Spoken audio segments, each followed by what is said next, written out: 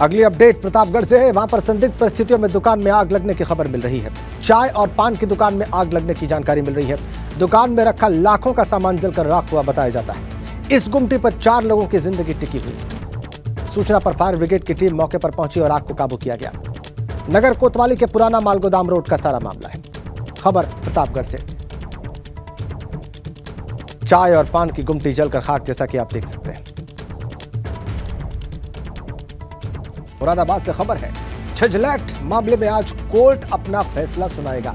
आजम खां और उनके साथियों के खिलाफ केस पर फैसला सुनाएगा कोर्ट। आज 1 फरवरी को इस मामले में बहस पूरी हो गई थी। अदालत ने सुनवाई के बाद अपना फैसला सुरक्षित रख लिया था और आज सुबह 11 बजे का वक्त बताया गया कोर्ट के द्वारा फैसला सुनाए जाने का। तो उम्मीद की जा सकती है कि अब किसी भी वक्त कोर्ट अपना फैसला सुना सकता है। आजम खां और उनके साथियों के खिलाफ केस पर फैसला करेगा आज कोर्ट।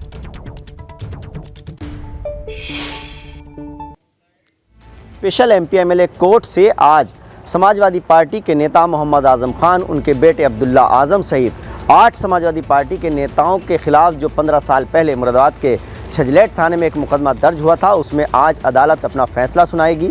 हम इस वक्त मुरादाबाद की ज़िला अदालत पर हैं। आप देख सकते हैं कि यहाँ पर जो पुलिस सुरक्षा व्यवस्था है वो कड़ी कर दी गई है अभी से, क्योंकि थोड़ी देर बाद जो हैं जितने भी आरोपी हैं 8 उनका आना शुरू हो जाएगा। आज सभी आरोपी अदालत में मौजूद रहेंगे। उनकी मौजूदगी में अदालत अपना फैसला सुनाएगी।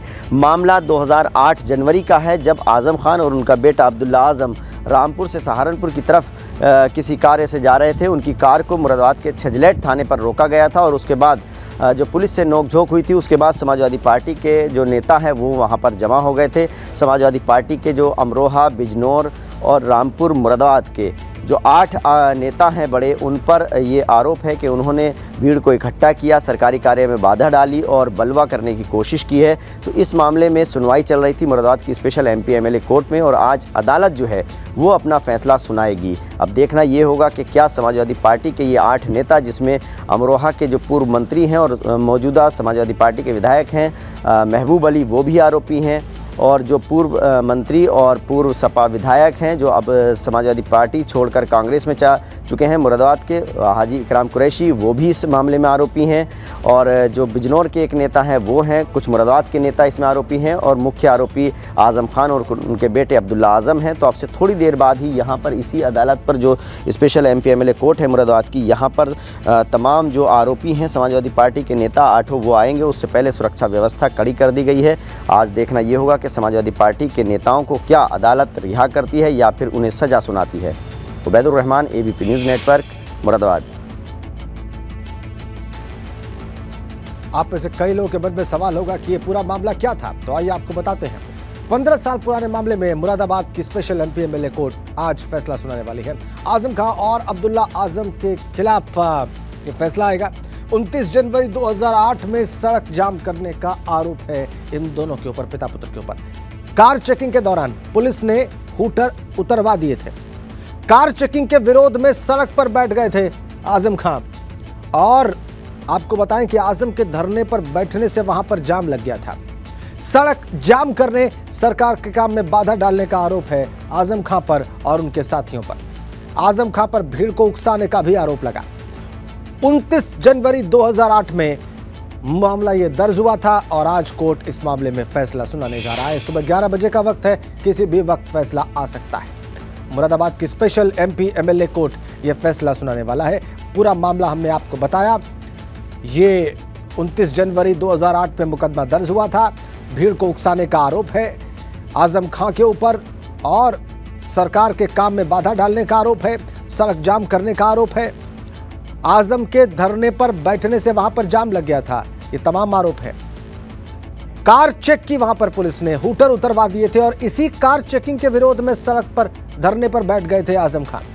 29 जनवरी 2008 की तारीख थी। आइए अब आपको मुरादाबाद ले चलते हैं। चूंकि सुबह 11 बजे का वक्त था, किसी भी वक्त फैसला आ सकता है। तो कोर्ट में इस वक्त क्या दृश्य है, वहां पर क्या हो रहा है, क्या हलचल है, ये दिखाने और बताने के लिए उबैदुर रहमान हमारे संवाददाता वहां से जुड़ चुके हैं। उबैद, क्या जानकारी है आपके पास?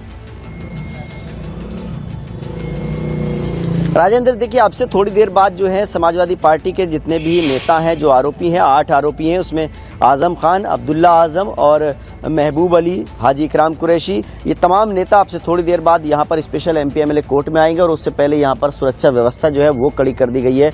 मेटल डिटेक्टर लगाए गए हैं और प्रॉपर जितने भी लोग आ रहे हैं उनकी चेकिंग की जा रही है, क्योंकि आज वीआईपी मूवमेंट है, तो इसलिए जो कलेक्ट्रेट परिसर है उसके अंदर और बाहर चारों तरफ पुलिस जो है वो लगाई है और पीएससी के जवान भी लगाए गए हैं ताकि सुरक्षा व्यवस्था जो है वो पुख्ता रहे। और आज़म खान, अब्दुल्ला आज़म पर जो मुकदमा है 2008 का है, ये 15 साल पुराना एक मामला है, उसमें आज अदालत जो है स्पेशल एमपी एमएलए कोर्ट वो फैसला सुनाएगी। तो थोड़ी देर बाद सभी आरोपी जो हैं वो अदालत में मौजूद हो जाएंगे और उसके बाद अदालत अपना फैसला सुनाएगी। अब ये देखना होगा कि क्या अदालत आज समाजवादी पार्टी के नेताओं को कोई राहत देती है या फिर इस मामले में सजा सुनाई जाती है। फिलहाल जो कितने लोग, पुलिस की सुरक्षा उबैदुर रहमान, व्यवस्था है, कुल कितने लोग आरोपी हैं और किन किन धाराओं में 2008 में ये मुकदमा दर्ज हुआ था और उसमें अधिकतम सजा क्या हो सकती है, इसकी जानकारी भी हमारे दर्शकों को दें। जी देखिए, ये जनवरी 2008 में छजलेट थाने में एक मुकदमा दर्ज हुआ था और उसमें 8 आरोपी हैं, जिसमें बिजनौर के नेता हैं, अमरोहा के नेता हैं समाजवादी पार्टी के, मुरादाबाद के हैं और रामपुर के नेता हैं। कुल 8 नेता हैं, जिसमें अभी जो मौजूदा 2 समाजवादी पार्टी के विधायक हैं, एक महबूब अली अमरोहा वाले वो आरोपी हैं, एक रामपुर की स्वार टांडा सीट से जो विधायक हैं अब्दुल्ला आज़म वो आरोपी हैं, एक आज़म खान आरोपी हैं, एक पूर्व मंत्री और पूर्व सपा विधायक हाजी इकराम कुरैशी जो अब कांग्रेस में चले गए हैं वो आरोपी हैं। उसके अलावा जो डीपी यादव हैं और 3-4 लोग, मतलब कुल मिलाकर 8 लोग हैं, जिसमें ये बड़े नाम मैंने आपको बताए। और जो मैक्सिमम सज़ा है, जो धाराएं लगी हैं उसमें 2 साल मैक्सिमम सज़ा है। तो अगर सज़ा होती भी है तो तमाम नेताओं को ज़मानत तो मिल जाएगी, क्योंकि 3 साल से नीचे का सज़ा का प्रावधान है इन धाराओं में, 2 साल मैक्सिमम सज़ा है। तो यहाँ पर लेकिन आज देखना होगा कि क्या अदालत सज़ा सुनाती है या फिर आरोपियों को बरी कर देती है। लेकिन जो मुरादाबाद के नेता हैं समाजवादी पार्टी के, या अमरोहा के हैं, या बिजनौर और रामपुर के हैं, वो तमाम नेताओं पर जो आरोप है वो ये है कि हाईवे जाम किया, बलवा करने की कोशिश की और सरकारी कार्य में बाधा डाली। ये ठीक है उबैद, आपने विस्तार से बता दिया कि आरोप क्या हैं, आरोपी कितने हैं और क्या हो सकता है, सजा कितनी हो सकती है अधिकतम। बहुत बहुत धन्यवाद आपका उबैद, आप नजर बना के रखिए। और इस सारे मामले पर आज़म के वकील ने जो बयान दिया वो आपको दिखाते हैं। हमारे साथ आज़म खान के वकील सैयद शाहनवाज सिब्तैन नकवी हैं, उनसे बात करते हैं। सर, ये बताइए क्या उम्मीद है आज और अदालत कितने बजे फैसला सुनाएगी?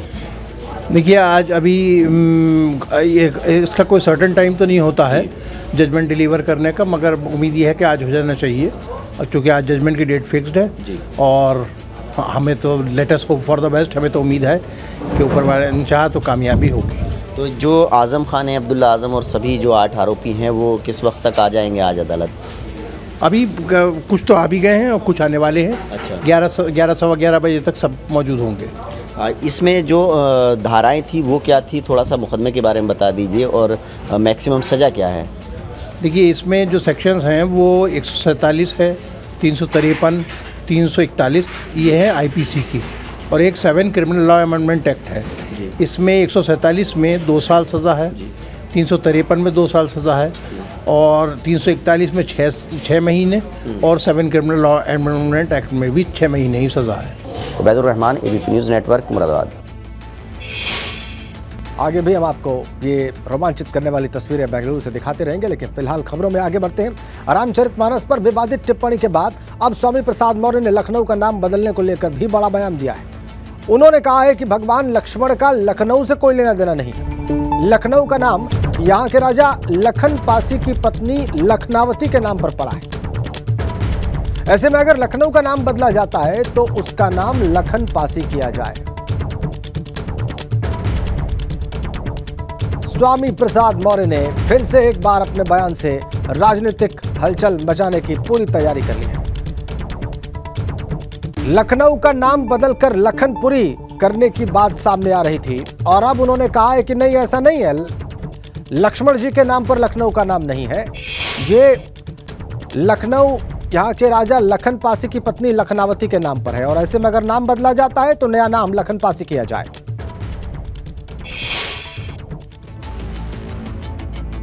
आपत्ति हमें है क्योंकि लखनऊ में लक्ष्मण का कोई योगदान नहीं है। लखनऊ राजा लाखन पारसी की धरती रही है, लखनऊ राजा लाखन पारसी की राजधानी रही है। उनकी लाखन पारसी की पत्नी का नाम था लखनावती, लखनावती से लखनऊ का नाम पड़ा है।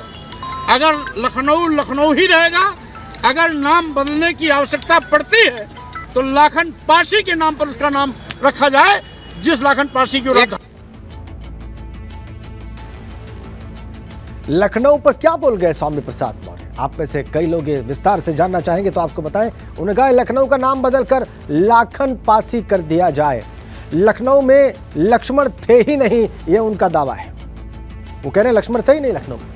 लक्ष्मण की मूर्ति लगने से नाम बदल दोगे क्या, ये भी सवाल पूछते हैं वो। लखनऊ का नाम लक्ष्मण की वजह से नहीं है, इसकी भी उन्होंने घोषणा कर दी है। वो कहते हैं राजा लखन पासी की पत्नी लखनावती के नाम पर लखनऊ नाम पड़ा और लखनऊ के नाम पर कोई दूसरा आकर कब्जा नहीं कर सकता है, ये दावा है उनका। नाम बदलना ही अगर पड़ा तो नया नाम लाखन पासी किया जाए। तो यूपी में मानस विवाद पर जंग थमती दिखाई नहीं दे रही। एक और जहां स्वामी प्रसाद मौर्य का विरोध और समर्थन हो रहा है, वहीं अब मानस विवाद पर समाजवादी पार्टी में ही दो फाड़ नजर आ रहे हैं। अमेठी के गौरीगंज से सपा विधायक राकेश प्रताप सिंह और सपा महासचिव स्वामी प्रसाद मौर्य के बीच वार पलटवार का सिलसिला शुरू हो चुका है। पहली बात तो मैं रामचरित मानस का विरोध नहीं कर रहा हूँ। वो दुधमुहे बच्चे हैं जो मुख्य मुद्दे को भटकाना चाहते हैं। मैं महिलाओं, आदिवासियों, दलितों, पिछड़ों को अपमानित न किया जाए धर्म के नाम पर, इसलिए तुलसीदास की कुछ चौपाइयों के वो हिस्से संशोधित किए जाएं या प्रतिबंधित किए जाएं। छोटी सी मांग है। उनके दल का नहीं, मैं समाजवादी पार्टी का विधायक हूं और उनसे पुराना समाजवादी हूं। मैं अभी उनको चंद दिन आए हुआ, मैं केवल उनसे इतना पूछना चाहता हूं कि उनके पास ज्ञान ज़्यादा हो सकता है। एक बड़े नेता के तौर पर मैं उनका सम्मान करता हूं, लेकिन हो सकता है कि धार्मिक जानकारियां उनको कम हों। दोनों बयान आपने देख लिए। स्वामी प्रसाद मौर्य ने क्या कहा, फिर राकेश प्रताप सिंह ने क्या कहा, और आपको बताएं कि मानस पर महाभारत इस बीच जारी है। राकेश प्रताप का स्वामी पर वार, वो भी हमने आपको दिखाया। स्वामी प्रसाद ने पलटवार किया है। श्री राम के चरित्र पर टिप्पणी करने वाला सनातनी नहीं, और रामचरितमानस का विरोध नहीं कर रहा हूं, यह बात कही है स्वामी प्रसाद मौर्य ने। सवाल उठाने वाला समाजवादी नहीं हो सकता, वो अभी दूध पीते बच्चे हैं। स्वामी को धार्मिक जानकारी कम, ये बात कही राकेश प्रताप ने स्वामी प्रसाद मौर्य के बयान पर। जब स्वामी प्रसाद मौर्य ने कहा कि वो दूध पीते बच्चे हैं, तो राकेश प्रताप सिंह ने कहा कि स्वामी को धार्मिक जानकारी कम है। फिर वो मेडिकल सर्टिफिकेट बांटने वाला डॉक्टर, ये स्वामी प्रसाद मौर्य कहते हैं। जवाब आता है वो सिर्फ एक विक्षिप्त प्राणी हो सकता है। स्वामी प्रसाद मौर्य कहते हैं उन्हें कुछ आता जाता नहीं। जवाब आता है आस्थाओं पर कुठाराघात करने वाले का विरोध करूंगा। फिर स्वामी प्रसाद मौर्य कहते हैं कि मैंने चौपाइयों को संशोधित करने की मांग की है, और यह बड़ी छोटी सी मांग है। चलिए अब आगे बढ़ते हैं। आज समाजवादी पार्टी की प्रदेश कार्यकारिणी की घोषणा हो सकती है। प्रदेश कार्यकारिणी में कुल 120 सदस्य हो सकते हैं। अगड़ी जाति को यानी सवर्णों को उचित प्रतिनिधित्व दे सकते हैं अखिलेश यादव। हाल ही में अखिलेश और शिवपाल की इस बारे में मुलाकात हुई थी। सपा की प्रदेश कार्यकारिणी पर मंथन हुआ था चाचा भतीजे के बीच में, और यूं भी कह सकते हैं कि समाजवादी पार्टी के दो सीनियर लीडर्स के बीच में हाल ही में मुलाकात हुई थी, मंथन हुआ था। 120 सदस्य हो सकते हैं प्रदेश कार्यकारिणी में, और सवर्णों को अच्छा प्रतिनिधित्व दिया जा सकता है। स्वाभाविक है इस कार्यकारिणी के गठन में अखिलेश की संतुलन परीक्षा भी होगी। आइए आपको बताते हैं। आज सपा की प्रदेश कार्यकारिणी की घोषणा हो सकती है। 120 के करीब संख्या सदस्यों की इसमें हो सकती है। सवर्ण यानी कि फॉरवर्ड कास्ट के नेताओं को मौका मिल सकता है। कुछ प्रकोष्ठों के अध्यक्षों को पहले ही पार्टी उनको घोषित कर चुकी है, उनके नाम बता चुकी है। शिवपाल के बेटे आदित्य यादव को भी बड़ी जिम्मेदारी मिल सकती है। 7 फरवरी को शिवपाल और अखिलेश यादव की मुलाकात हुई थी, और मैनपुरी की जीत में हम सब ने देखा आदित्य यादव की यानी शिवपाल यादव के पुत्र की बड़ी भूमिका थी।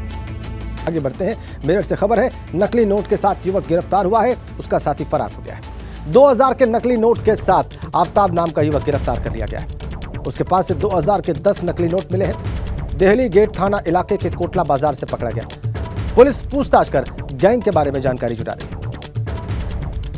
आफ्ताब के पास से 2000 के 10 नकली नोट बरामद हुए हैं देहली गेट थाना इलाके से।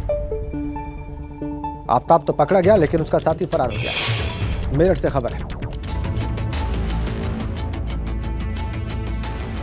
आफ्ताब नाम का युवक गिरफ्तार नकली नोटों के साथ, लेकिन उसका साथी फरार।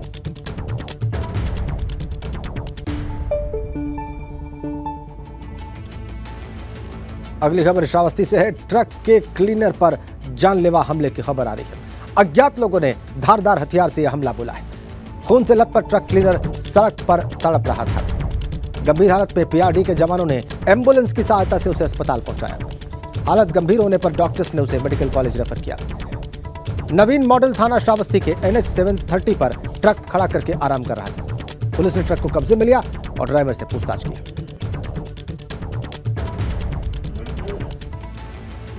अगली खबर बिजनौर से है। वहां पर दिन दहाड़े युवती पर हमले की खबर आ रही है।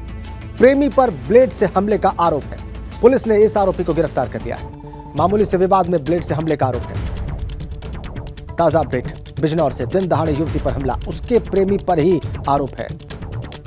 ब्लेड से हमले का आरोप है। पुलिस ने इस आरोपी प्रेमी को गिरफ्तार कर लिया है। बिजनौर से खबर।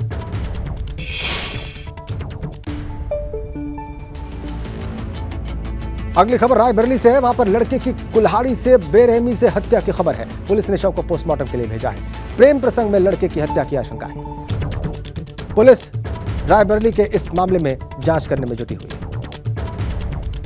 प्रेम प्रसंग में लड़के की हत्या की आशंका जताई जा रही है।